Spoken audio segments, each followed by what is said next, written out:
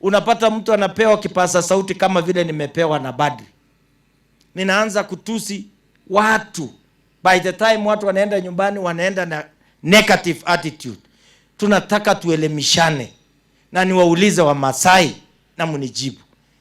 Ukabila ni kitu mzuri kweli? Hebu tuseme kwa sauti, ukabila ni kitu mzuri? Mimi naombeni kwamba mambo ya ukabila, mimi nataka kusema ni mambo mabaya, mambo ambaye hatufai kujivunia. Tuone Kenya kama nchi ambaye ni nchi ambaye imetulea, itatulea na itatupatia watu wengine. Hii urafiki unaona nimekuja hapa, ni urafiki ya kwamba tungetaka vile tunaye amesema hii Sabaringo High School tuweke shule ya kisasa, ndio hao vijana wako hapa, hawa mama ambaye wako hapa, hawa wasichana ambaye watolewa hapa, watoto wao wapate kusoma na waweze kusaidia Kenya vile huyu Badri anatusaidia kwa